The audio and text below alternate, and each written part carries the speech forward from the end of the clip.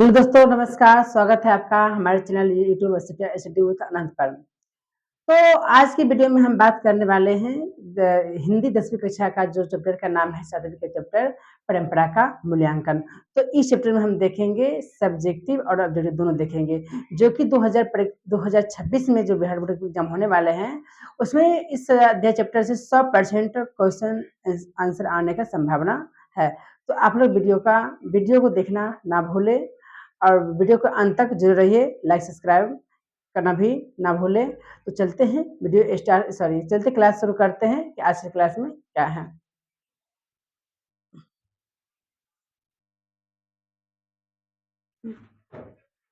चलते हैं।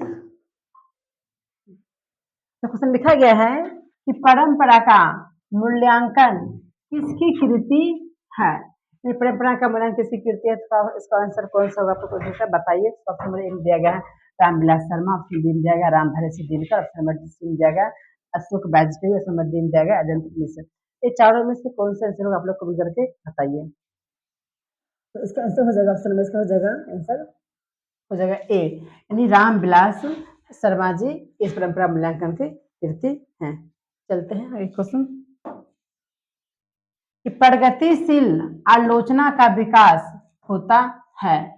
यानी प्रगतिशील आलोचना का विकास कहाँ से तक से होता है, इसका आंसर कौन सा होगा करके बताइए। तो पहला आंसर दिया गया, पहला दिया गया ऑप्शन दिया गया है धर्म के ज्ञान से, ऑप्शन बी दिया गया साहित्य की परंपरा के ज्ञान से, ऑप्शन सी दिया गया कला के ज्ञान से, ऑप्शन डी दिया गया इतिहास के ज्ञान से। ये चारों में से कौन सा आंसर होगा आप लोग कमेंट करके बताइए।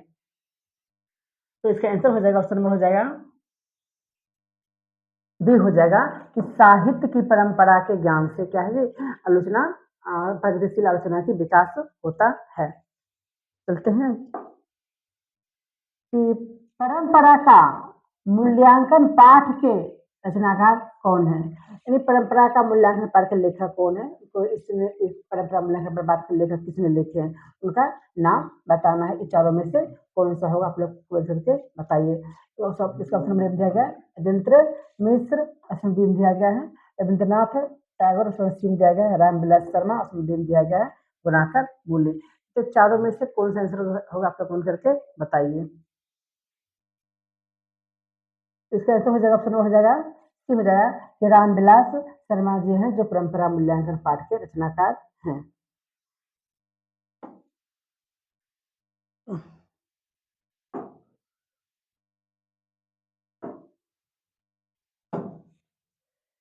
तार सप्तक में कितने कवियों की कविताएं संग्रहित है। तार सप्तक में कितने कवियों की कविताएं संग्रहित है। तो इसका ऑप्शन में दिया गया है 4, ऑप्शन बी दिया गया 5, ऑप्शन सी दिया गया 6, ऑप्शन डी दिया गया 7। इस चारों में से कौन सा आंसर होगा आप लोग कमेंट करके बताइए। तो इसका ऑप्शन नंबर हो जाएगा डी हो जाएगा 7। तार सप्तक में कितने कवियों की कविताएं संग्रहित है, तो 7 कवियों की कविताएं इसमें संग्रहित है। रामविलास शर्मा का जन्म कब हुआ था। रामविलास शर्मा जी का जन्म कब हुआ था, जिन्होंने परंपरा का मूल्यांकन लिखा, तो उनका जन्म डेट क्या है आप लोग कमेंट करके बताइए। इसका ऑप्शन नंबर ए में दिया गया है 10 अक्टूबर 1912, इसमें बी में दिया गया 20 सितंबर 1913, इसमें सी में दिया गया 25 नवंबर 1914, इसमें डी में दिया गया है 10 अक्टूबर 1911। ये चारों में से कौन सा आंसर आप लोग कमेंट करके बताइए। तो इसका आंसर हो जाएगा ऑप्शन नंबर हो जाएगा ए हो जाएगा कि 10 अक्टूबर 1912 इनका जन्म डेट है। चलते हैं साहित्य की परंपरा का पूर्ण ज्ञान किस व्यवस्था में संभव है। यानी साहित्य की जगह परंपरा का ज्ञान इस परंपरा का पूर्ण ज्ञान किस व्यवस्था में संभव है। उसमें ए दिया गया पूंजीवादी व्यवस्था में, उसमें बी दिया गया जातिवादी व्यवस्था में, उसमें सी दिया गया है समाजवादी व्यवस्था में, उसमें डी दिया गया भौतिकवादी व्यवस्था में। तो ये चारों में से कौन सा आंसर होगा आप लोग कमेंट करके बताइए। तो इसका आंसर हो जाएगा ऑप्शन नंबर सी हो जाएगा कि समाजवादी व्यवस्था में क्या है साहित्य परंपरा का पूर्ण ज्ञान संभव है। चलते। रामविलास शर्मा ने बीए कब किया? रामविलास शर्मा जी ने बीए कब किया? बीए क्लास होता है दूसरा, बीए क्लास कौन से साल में किए हैं? तो सब ऑप्शन नंबर एम दिया गया 1932 ईस्वी में, ऑप्शन नंबर बी दिया गया है 1934 ईस्वी में, ऑप्शन नंबर सी दिया गया 1933 ईस्वी में, डी दिया गया 1931 में। तो ये चारों में से कौन सा आंसर होगा, आप लोग कमेंट करके बताइए। तो रामविलास शर्मा जी ने बीए के कब किए थे? इसका ऑप्शन हो जाएगा, ये हो जाएगा कि रामविलास शर्मा जी ने बीए 1932 ईस्वी में किए थे। चलते हैं कि साहित्य सापेक्ष रूप में क्या होता है?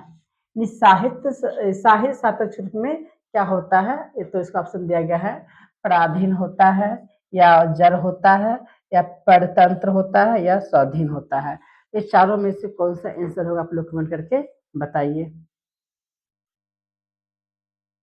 तो इसका आंसर हो जाएगा ऑप्शन नंबर डी हो जाएगा, स्वाधीन। साहित्य सापेक्ष रूप में क्या होता है? तो स्वाधीन होता है। चलते हैं इसको की ओर।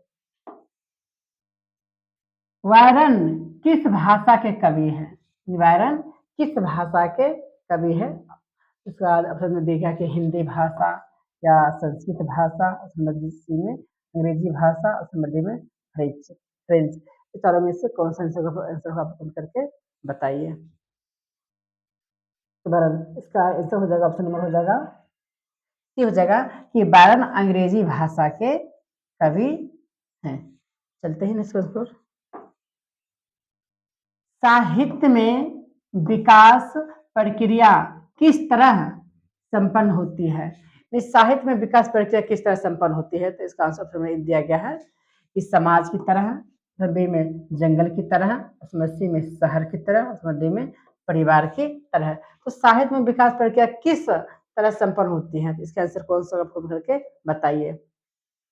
इसका आंसर हो जाएगा, ऑप्शन नंबर हो जाएगा, ये हो जाएगा कि समाज की तरह। समाज की तरह क्या है, और जाके विकास की साहित्य विकास परिवर्तन संपन्न होती है। निराला की साहित्य साधना किनकी कृति है? निराला की साहित्य साधना किनकी कृति है, यानी किस लेखक ने लिखे हैं, उसका आंसर और उनका नाम बताना है। तो इसका ऑप्शन में मतलब एम दिया गया दूधनाथ सिंह की, बी में रघुवीर सहाय की, और सी में दिया गया रामविलास शर्मा की, और डी में दिया गया मुक्ति बोध की। तो चारों में से कौन सा आंसर होगा, आप लोग कमेंट करके बताइए। इसका आंसर हो जाएगा, ऑप्शन में हो जाएगा, सी हो जाएगा कि रामविलास शर्मा जी का, रामविलास शर्मा जी क्या है, निराला साहित्य की साधना की कृति है। ऑप्शन में हो जाएगा, सी हो जाएगा। चलते हैं डिस्कशन की ओर। कि परंपरा का मूल्यांकन किस विधा की रचना है? यानी परंपरा का मूल्यांकन किस विधा में लिखा गया है? आपको देगा कहानी है या निबंध है या स्मरण है या लघु कथा है। परंपरा का मूल्यांकन किस विधा में रचना है? इसका आंसर कौन सा होगा, आप लोग कमेंट करके बताइए। इसका आंसर हो जाएगा, ऑप्शन नंबर डी हो जाएगा कि परंपरा का मूल्यांकन क्या है, और निबंध के रूप में लिखा गया है, रचना क्या क्या है। चलते हैं डिस्कशन को, इसका डी हो जाएगा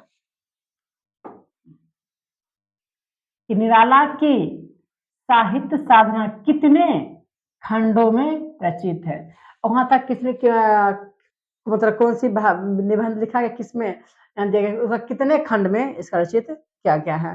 तो ऑप्शन नंबर एम दो, सॉरी, एम देगा 2 खंडों में, ऑप्शन बी दिया गया 3 खंडों में, ऑप्शन सी दिया गया 4 खंडों में, ऑप्शन डी दिया गया 5 खंडों में। तो इस चारों में से कौन सा आंसर होगा, आप लोग कमेंट करके बताइए। तुम्हारे साथ फिर दूसरा ऑप्शन हो जाएगा, तो उन्होंने कितने तुमको 3 खंडों में रचित, ये ऑप्शन इसका हो जाएगा बी। चलते हैं क्वेश्चन को।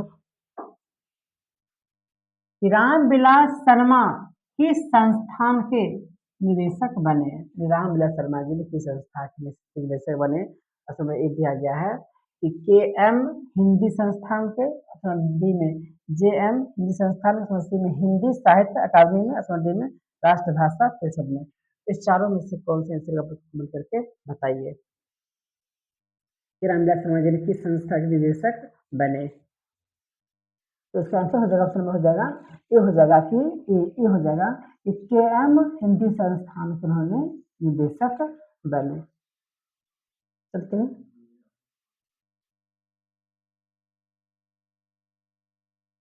प्रेमचंद्र और उनका युग किनकी रचना है? अब प्रेमचंद्र और उनका युग किनकी रचना है, इसका आंसर कौन सा आप लोग करके बताइए। सबसे नंबर ये दिया गया है प्रेमचंद की, बी में डॉक्टर मुरली मनोहर जोशी की, और नंबर सी दिया गया है दिनकर की, और नंबर डी दिया गया है रामविलास शर्मा की। ये चारों में से कौन सा आंसर होगा आप लोग कमेंट करके बताइए। इसका आंसर ऑप्शन हो जाएगा डी, यानी प्रेमचंद और उनका युग के मतलब रामविलास शर्मा जी ने ही, रामविलास शर्मा जी की रचना ही है। चलते हैं क्वेश्चन की ओर। एंथेस किस महादेश में है? अब एंथेस किस महादेश में, तो हमें दिया गया यूरोप में या एशिया में या अमेरिका में या ऑस्ट्रेलिया में। इस चारों में से कौन सा आंसर आप लोग कमेंट करके बताइए। इसका आंसर ऑप्शन हो जाएगा ए, कि एंथेस किस महादेश में है, तो एंथेस यूरोप महादेश में ऑप्शन में हो जाएगा, ये हो जाएगा। चलते डिस्कशन को।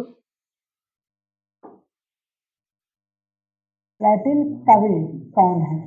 लैटिन कवि कौन है, ऑप्शन में दिया गया वर्जिल का, बायरन का, शेक्सपियर का, रेनर मारिया रिल्के का।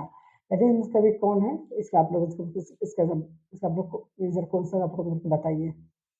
इसका आंसर ऑप्शन में हो जाएगा वर्जिल। लैटिन कवि क्या कहते हैं, तो वर्जिल कवि कहते हैं। अज्ञे ने तार सप्तक कब संपादित किया? अज्ञे जी ने तार सप्तक कब संपादित किए थे, इसका आंसर कौन सा आप करके बताइए। 1941 ईस्वी में, 1943 ईस्वी में, 1945 में, 1947 में। ये चारों में से कौन सा आंसर होगा आप लोग कमेंट करके बताइए। तो इसका आंसर हो जाएगा, ऑप्शन में हो जाएगा बी, कि अज्ञे जी ने तार सप्तक का 1943 में संपादित किए थे, तो इसका ये हो जाएगा। चलते हैं इसको फिर। रामविलास शर्मा ने बीए किस विश्वविद्यालय से किया? रामविलास शर्मा जी ने बीए मतलब बीए कौन से विद्यालय से किए थे, कौन से विश्वविद्यालय से? ऑप्शन नंबर ए दिया गया इसका दिल्ली विश्वविद्यालय से, ऑप्शन बी दिया गया लखनऊ विश्वविद्यालय से, ऑप्शन नंबर सी दिया गया प्रयाग विश्वविद्यालय से, ऑप्शन नंबर डी दिया गया पटना विश्वविद्यालय से। तो इसका आंसर कौन सा होगा आप लोग कमेंट करके बताइए। इसका आंसर हो जाएगा नंबर बी हो जाएगा, उन्होंने लखनऊ विश्वविद्यालय से बीए किए हैं। चलते हैं आगे। रामविलास शर्मा ने लखनऊ विश्वविद्यालय के किस विभाग में अध्यापन कार्य किया था? रामविलास शर्मा जी ने लखनऊ विश्वविद्यालय के किस विभाग में अध्यापन कार्य किए हैं, तो उसमें एक जगह संस्कृत में, हिंदी में, इतिहास में या अंग्रेजी में। इस चारों में से कौन सा सवाल होगा आप लोग करके बताइए। इसका जो इसका मिल जाएगा, इसमें बी हो जाएगा, रामविलास शर्मा जी ने हिंदी मतलब लखनऊ विश्वविद्यालय से हिंदी विभाग में अध्यापन किया था।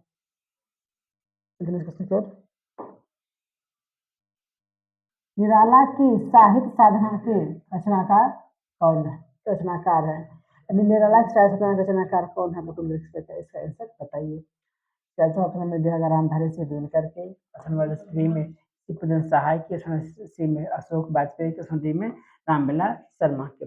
इस चारों में से कौन सा आंसर होगा आप लोग कमेंट करके बताइए। इसका ऑप्शन हो जाएगा डी हो जाएगा, कि निराला साहित्य साधना की रचना का रामविलास शर्मा जी है। चलते नेक्स्ट क्वेश्चन की ओर। किन लोगों के लिए साहित्य की परंपरा का ज्ञान सबसे आवश्यक है? तो किन लोगों के लिए साहित्य की परंपरा का ज्ञान सबसे आवश्यक है? ऑप्शन नंबर एक दिया गया है जो लकीर के फकीर हैं, जो रूढ़िवादी हैं, जो साहित्य में युग परिवर्तन करना चाहते हैं, जो साहित्यकार बनना चाहते हैं। चारों में से कौन सा आंसर होगा आप लोग कमेंट करके बताइए। तो इसका आंसर हो जाएगा, ऑप्शन में हो जाएगा सी के परंपरा मतलब साहित्य परंपरा ज्ञान सबसे आवश्यक किसको है, तो जो साहित्य में परिवर्तन योग करना चाहते हैं उनके लिए साहित्य ज्ञान सबसे ज्यादा आवश्यक है। चलते हैं नेक्स्ट क्वेश्चन को। साहित्य सापेक्ष रूप में होता है, यानी साहित्य सापेक्ष रूप में क्या होता है, इस यह सब क्वेश्चन दोहरा गया है। इसका आंसर कौन सा आपको बताइए। उसमें दिया गया है पराधीन का, स्वाधीन का, उसी में कलाधीन का, राज्यधीन का। इस चारों में से कौन सा आंसर आपको कूट करके बताइए। इसका आंसर हो जाएगा, ऑप्शन हो जाएगा बी हो जाएगा स्वाधीन का। चलते हैं इसको।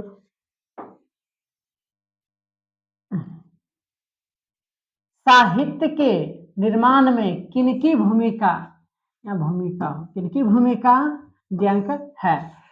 साहित्य के निर्माण में किनकी भूमिका दियांक है। ऑप्शन में दिया गया है प्रतिभाशाली मनुष्य की, रबी में भाग्यवादी मनुष्य की, समृद्धि में परिश्रमी मनुष्य की, समृद्धि में पूंजीपति मनुष्य की। तो चारों में से कौन सा आंसर होगा आपको करके बताइए। तो इसका आंसर हो जाएगा, ऑप्शन में हो जाएगा ये हो जाएगा कि साहित्य निर्माण में किनकी भूमिका दियांक है। तो हो जाएगा कि प्रतिभाशाली मनुष्य की दियांक भूमिका है।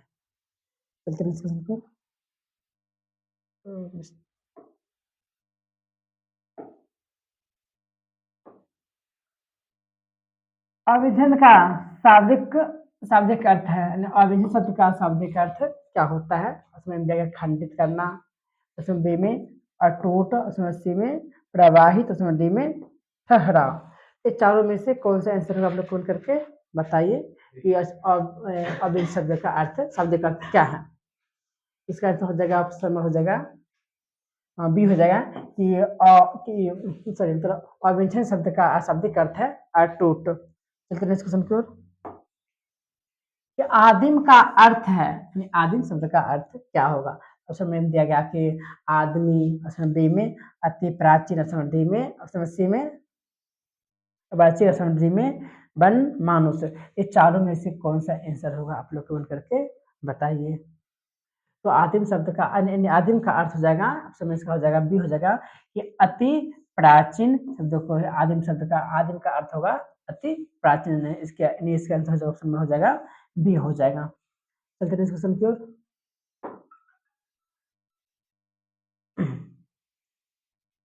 किस वर्ष की क्रांति के बाद रूसी और गैर रूसी जातियों के आपसी में बहुत बड़ा परिवर्तन हुआ। अब कौन सी क्रांति के बाद रूसी और गैर रूसी में जातियों के आपसी बहुत बड़ा परिवर्तन हुआ। तो सब दिया गया 1915 क्रांति, ऑप्शन बी में 1916 की, ऑप्शन सी में 1917 की, ऑप्शन डी में 1918 की। तो चारों में से कौन सा आंसर होगा आप लोग करके बताइए। इसका हो जाएगा, ऑप्शन में हो जाएगा सी हो जाएगा 1917 सी। क्वेश्चन को सभ्यता का हर स्तर क्या नहीं होता। इस सभ्यता का हर स्तर क्या नहीं होता, इसका आंसर कौन सा होगा आप लोग करके बताइए। तो दिया गया धार्मिक युद्ध, ऑप्शन बी में कर्म युद्ध, ऑप्शन सी में वर्गीय युद्ध, ऑप्शन डी में द्वंद्व युद्ध। इस चारों में से कौन सा आंसर होगा आप लोग फोन करके बताइए। तो इसका आंसर हो जाएगा, ऑप्शन हो जाएगा सी हो जाएगा कि वर्ग युद्ध में क्या है सभ्यता का हर स्तर क्या नहीं होता, तो वर्ग युद्ध नहीं होता है। शर्मा जी जे पुरस्कार की राशि किसे दान स्वरूप दिया। ये शर्मा जी ने कोई ऐसा पुरस्कार था जो मतलब किसको दान में दे दिया गया था। उसमें दिया गया गरीबों को, बेरोजगारों को, भारत सरकार को, में राज्य सरकार को। इस चारों में से कौन सा आंसर आप कमेंट करके बताइए। क्या हो जाएगा, हो जाएगा हो जाएगा कि शर्मा जी ने जी पुरस्कार राशि भारत सरकार को दान स्वरूप दे दिया था। तो परंपरा मूल्यांकन चैप्टर का ऑब्जेक्टिव और सब मतलब 30 सब्जेक्ट खत्म हो चुका है, जो कि इसमें से बिहार बोर्ड 2026 में आने की पूरी तरह 100% गारंटी है। तो आप लोग इसको इस चैनल पर हमेशा इस चैनल से हमेशा जुड़े रहिए। और 2000 परीक्षा जितना भी परीक्षा नजदीक आते जाएगा और एक से एक क्वेश्चन आपको बताया जाएगा जो कि एग्जाम में सब पढ़ने से लड़ जाएगा। तो चलते हैं, अब इसका ऑब्जेक्टिव खत्म हो गया, चलते सब्जेक्टिव इसमें क्या है ये देखते हैं।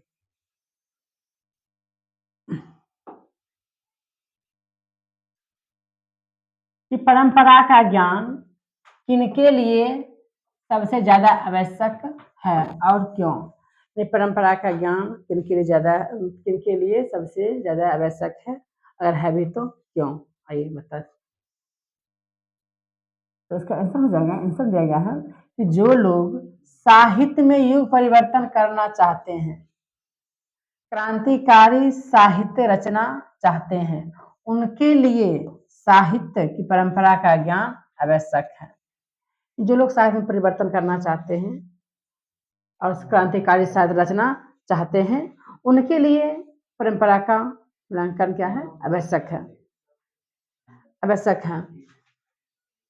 क्योंकि साहित्य की परंपरा से प्रगतिशील आलोचना का ज्ञान होता है, जिससे साहित्य की धारा को मोड़कर नए प्रगतिशील साहित्य का निर्माण किया जा सकता है। और इसी संबंध से हम लोग क्या करते हैं कि नए साहित्य की ओर हम आगे प्रगति की ओर बढ़ सकते हैं। चलते हैं कुछ लोग।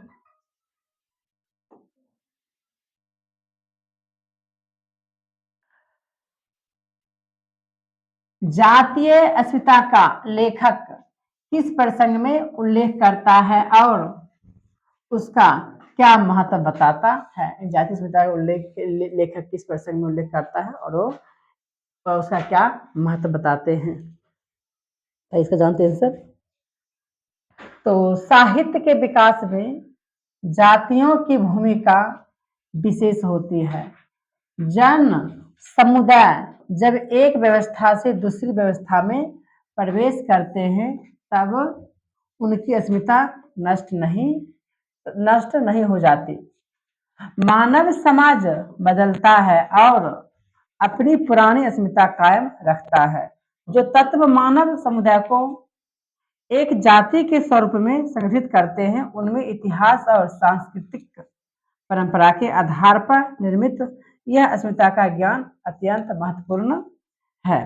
तो जाति अस्मिता साहित्यिक परंपरा के ज्ञान का वाहक है। जाति मतलब जो मतलब अपने इतिहास वाले बात को, इतिहास में संस्कृति क्या था, हमारा कैसा परंपरा था, तो उसको उस बात को क्या है जाति अस्मिता ने बात को याद दिलाती है और उसी ज्ञान का इसे वाहक कहा गया है। किस तरह समाजवाद हमारी राष्ट्रीय आवश्यकता है, इस प्रसंग में लेखक के विचार पर प्रकाश डालें।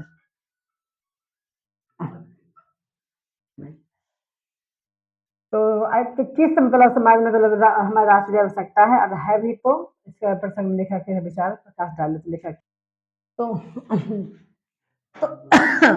राष्ट्रीय आवश्यकता है तो उसे लेखक विचार प्रकाश, लेखक क्या कहना चाहते हैं?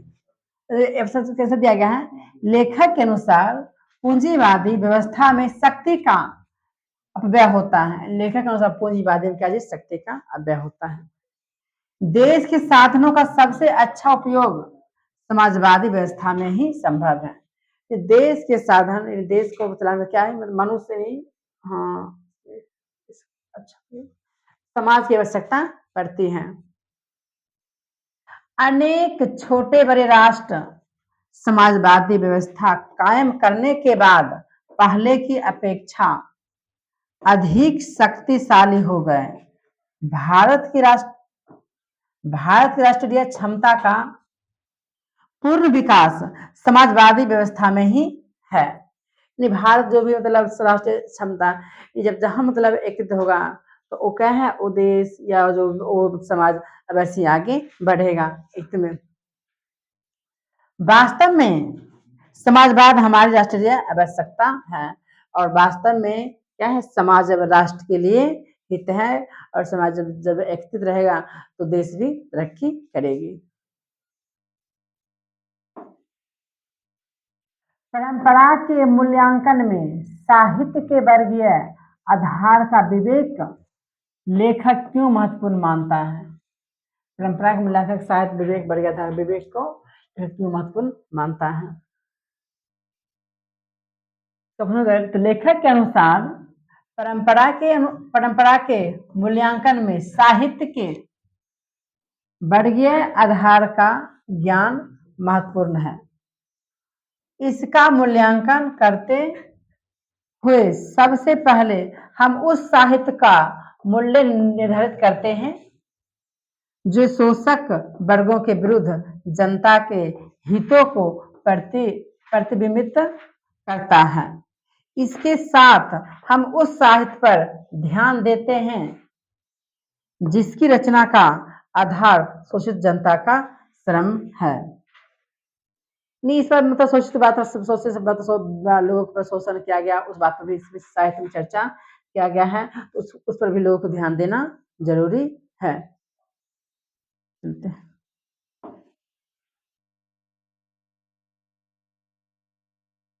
साहित्य के निर्माण में प्रतिभा की भूमिका स्वीकार करते हुए लेखक किन खतरों से आगाह करता है।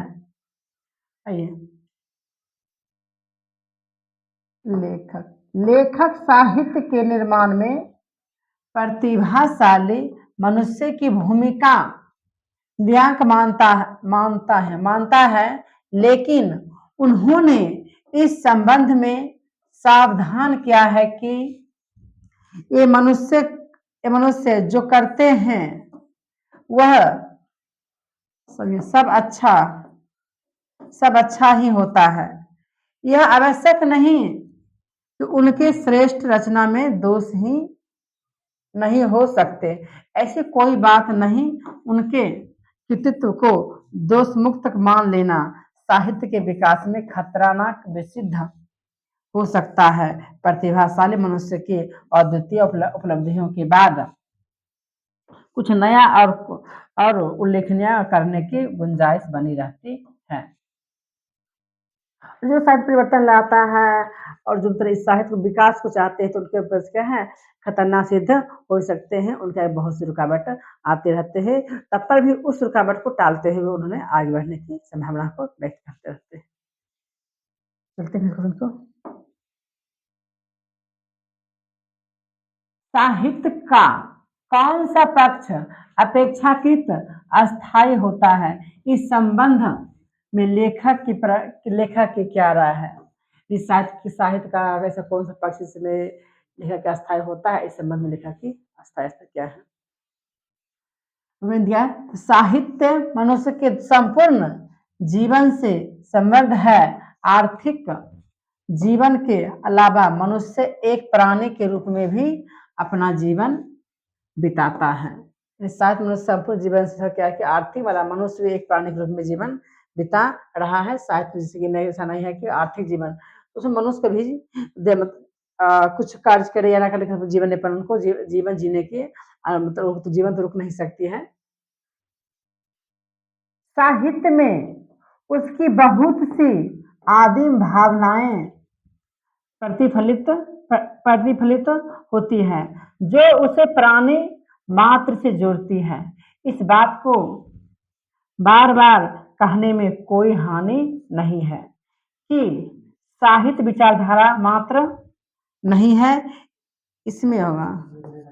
इसमें मनुष्य का इंद्रियों बोध, उसकी भावनाएं भी वर्जित होती है। साहित्य का यह पक्ष अपेक्षाकृत अस्थायी होता है। और साहित्य के अंतर्गत क्या जी, उसमें इंद्रियाणी आंख को भी मनुष्य का बोध कराती रहती है, इंद्रिय ध्यान से भी।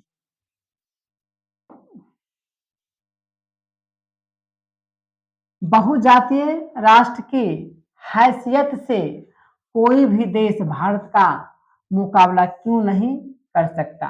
बहुजातीय राष्ट्र की हैसियत से कोई भी देश भारत का मुकाबला क्यों नहीं कर सकता है। आइए, तो संसार का कोई भी देश बहुजातीय राष्ट्र की हैसियत से इतिहास को ध्यान में रखे तो भारत का मुकाबला नहीं कर सकता है। इतिहास को या इतिहास में किया हुआ नहीं हुआ, अगर उस बात को बात रखते हैं तो क्या है, भारत से मुकाबला नहीं कर सकता। भारत भी तो बहुत समय पहले भारत भी सोने की चिड़िया देश कहा जाता था। यहाँ राष्ट्रीयता एक जाति द्वारा दूसरी जातियों पर राजनीतिक प्रभुत्व कायम करके स्थापित नहीं हुई। वह मुख्यतः संस्कृति और इतिहास की देन है। इस देश की तरह अन्यतर साहित्य परंपरा का मूल्यांकन महत्वपूर्ण नहीं है। अन्य देश की तरह तुलना में इस राष्ट्र के सामाजिक विकास में ही कवियों की विशिष्ट भूमिका है। देश प्रति कहा जा रहा है कि भारत में कुछ देश था और कुछ आगे बहुत समय पहले भारत का भी नामगांव था और धीरे धीरे आगे इस तरह यहाँ भी राजनीति का कायम भी चलती रही।